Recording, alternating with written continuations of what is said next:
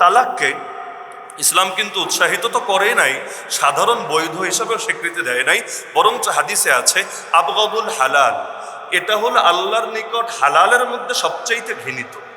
আবগাজ মানে হলো যেটা ঘৃণিত, হালালের মধ্যে ঘৃণিত মানে হারাম করে নাই, কারণ একটা অপশন তো লাগে, বিকল্প হিসাবে একটা অপশন খোলা রেখেছে, কিন্তু এটা কোনো পছন্দনীয় জিনিস না, বরঞ্চ আল্লাহর নিকট সবচাইতে ঘৃণিত একটা বিষয় হিসাবে সাব্যস্ত করা হয়েছে।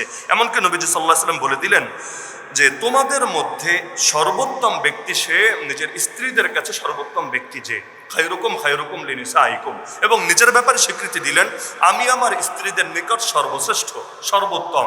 সুতরাং তোমাদের মধ্যে সর্বোত্তম হবে সে নিজের স্ত্রীদের নিকট সর্বোত্তম যে। আর বাস্তবতা এটাই, বাহিরে মুখোশ পরে থাকা যায়, ভেতরে তো আর মুখোশ পরে থাকা যায় না। আসল ভালো মানুষ তারাই যাদেরকে তাদের স্ত্রীরাও ভালো মানুষ হিসাবে স্বীকৃতি দেয়। না হলে বহুত ভালো এমন আছে যাদের ভণ্ডামে বাহিরের লোক না জানলেও ঘরের মানুষটা ঠিকই জানে, এবং সেই ক্ষেত্রে সে এখনো পারে নাই ভালো হতে। এখানে একটা জিনিস বিশেষভাবে খেয়াল রাখা দরকার, নবীর শব্দটা ব্যাপক।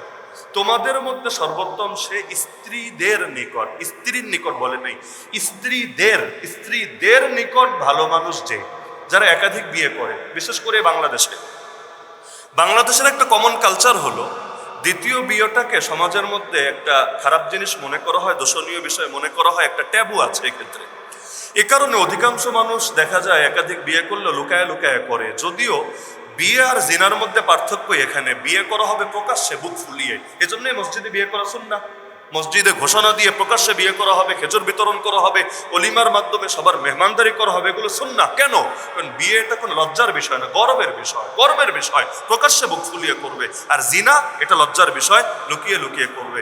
তো যারা বিয়ে করে লুকিয়ে, তাহলে বিয়ের শানটাই তো আর রাখে না। কিন্তু দেখা যায় অধিকাংশ ক্ষেত্রে এক বউয়ের কাছে সে ভালো, কিন্তু আরেক বউয়ের কাছে সে মোটেও ভালো না। একজন তারে মাথায় তুলে নাচে, আর আরেকজন তার নাম শুনলেও ঘৃণায় থুতু ফেলে। সে যতই তাহাজ্জুদ গুজার হোক, আল্লাহর কাছে শ্রেষ্ঠ হতে পারবে না। কথা ক্লিয়ার? কারণ বুখারী মুসলিমের হাদিসের মধ্যে স্পষ্ট, তোমাদের স্ত্রীদের নিকট ভালো যে, আসলেই ভালো মানুষ সে স্ত্রীদের। শুধু এক স্ত্রীর কথা বলে নাই যে নতুন একটারে বিয়ে করে এখন আগেরটা বুড়ি হয়ে গেছে, এটা বাদ। অথবা আগেরটা চাপে পড়ে নতুনটারে লুকিয়ে বিয়ে করেছো, এটা বাদ।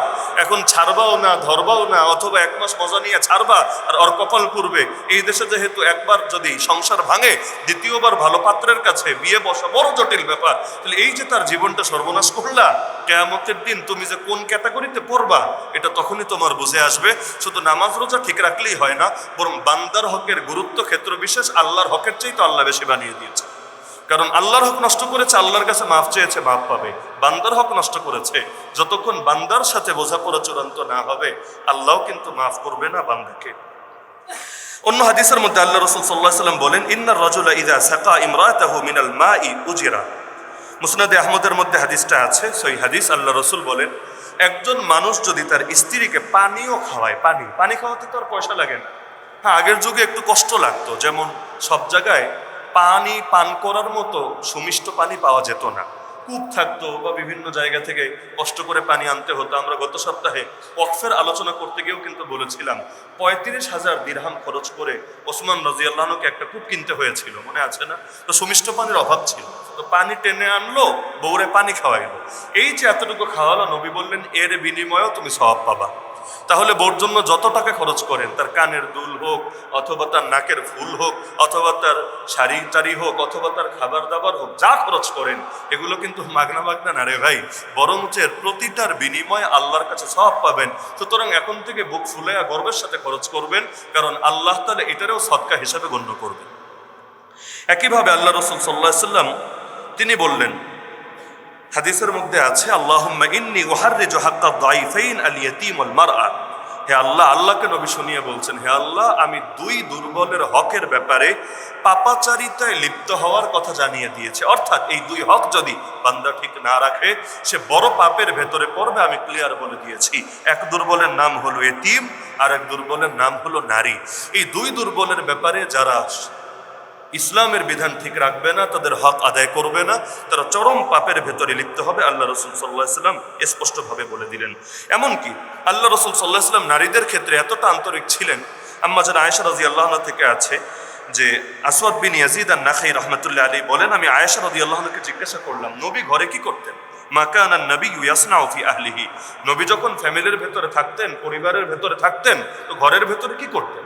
বাইরে কি করতেন তো আমরা দেখি, বাইরে তালিম দিতেন, বাইরে ওয়াজ করতেন, বাইরে জিহাদ করতেন, বাইরে রাজনীতি করতেন, বাইরে বহুত কিছু করতেন, কিন্তু ঘরের ভেতরে কি করতেন এটা তো আপনারাই জানবেন যারা নবীজির স্ত্রী, আমরা তো জানবো না।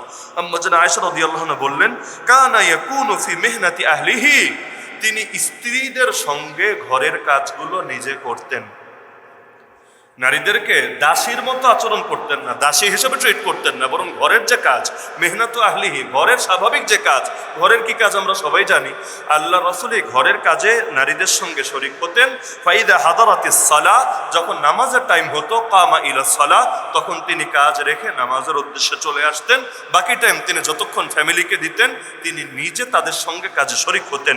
তাহলে স্ত্রীকে জীবন সঙ্গিনী বানিয়েছে, স্ত্রীকে কিন্তু ইসলাম দাসী হিসেবে ট্রিট করে নাই। এমনকি কোরআনে আল্লাহ বলেছেন, আল্লাহ যে স্ত্রী সৃষ্টি করেছেন কেন জানো? লিতাসকুনু ইলাইহা, যাতে করে তাদের সঙ্গে তোমরা সুকুন লাভ করো, শান্তি লাভ করো, এক শান্তিপূর্ণ জীবন এবং পরিবার তোমরা গড়ে তুলতে পারো। এমনকি ইসলাম নারীদেরকে অধিকারও দিয়েছে, সে যদি এমন কোনো চাপে পড়ে যে তার স্বামী তাকে তালাকও দিচ্ছে না, কিন্তু তার হক আদায় করছে না।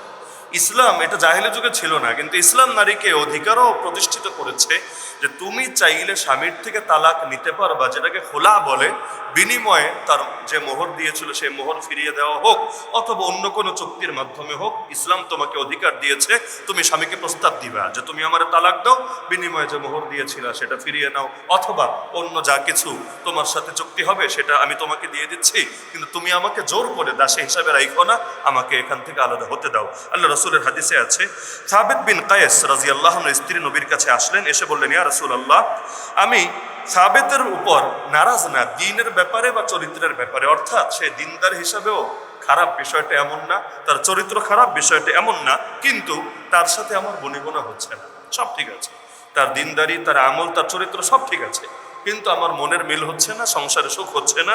ইল্লা আন্নী আখাফুল কুফর, আমি অকৃতজ্ঞতার আশঙ্কা করছি যে ঘরে থাকলে আমি অকৃতজ্ঞ স্ত্রী হয়ে যাব, যার দ্বারা আল্লাহর গজব পড়বে, আমি অভিশপ্ত হয়ে যাব, সুতরাং আমি আলাদা হতে চাচ্ছি, আমি থাকতে চাচ্ছি না। অথবা অন্য হাদিসে আছে, তিনি বললেন যে আমি আশঙ্কা করছি এভাবে চলতে থাকলে আমি হয়তো ইসলামই ত্যাগ করে ফেলবো, ওয়ালাকিন্নী আকরাহুল কুফরা ফিল ইসলাম, যে আমি ইসলাম পাওয়ার পরে মনে হয় ইসলামের উপরে টিকে থাকতে পারবো না, ধীরে ধীরে ইসলাম থেকে আমি সরে যাব। তো আল্লাহ রাসূল সাল্লাল্লাহু আলাইহি ওয়াসাল্লাম তাকে বললেন, আচ্ছা, আতারুদ্দিন আলাইহি হাদিকাতাহু, সে বিয়ের সময় তোমাকে যে বাগান একটা উপহার দিয়েছিল, মোহর দিয়েছিল, তুমি কি তাকে সেটা ফিরায় দিবা? তিনি বললেন, নাম, হ্যাঁ আমি সেটা ফিরায় দিব, তবু আমি তার থেকে আলাদা হতে চাই। ফারাদ্দাত আলাইহি হাদিকাতাহু, তিনি তার উপহার দেওয়া বাগান তাকে ফিরিয়ে দিলেন। আর আল্লাহ রাসূল ডেকে সেই সাহাবী সাবেতকে বললেন, তুমি তাকে তালাক দিয়ে দাও, ফাফারাকাহা, এভাবে তাদেরকে বিচ্ছেদ করে দিলেন, তারা আলাদা হয়ে গেল।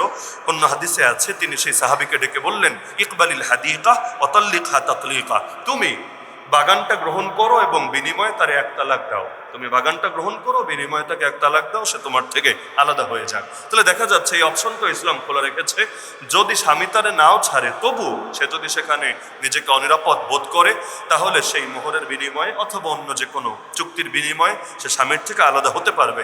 এখন যদি বলেন স্বামী যদি না ছাড়ে তা কি হবে? সে অফার দিচ্ছে যে মোহর ফিরাইয়া দাও, কিন্তু স্বামী তারে ছাড়ছে না, কি হবে? এটার জন্য ইসলামী বিচারক লাগবে। যেমন নবীর কাছে কেন আসলো?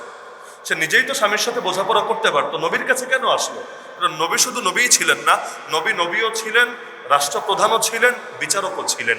ইসলামী বিচার ব্যবস্থা যতদিন না থাকবে, মুসলিম পারিবারিক আইন যতদিন পর্যন্ত সহিভাবে প্রতিষ্ঠিত না হবে, নারী অনেক অধিকার থেকেই বঞ্চিত থাকবে।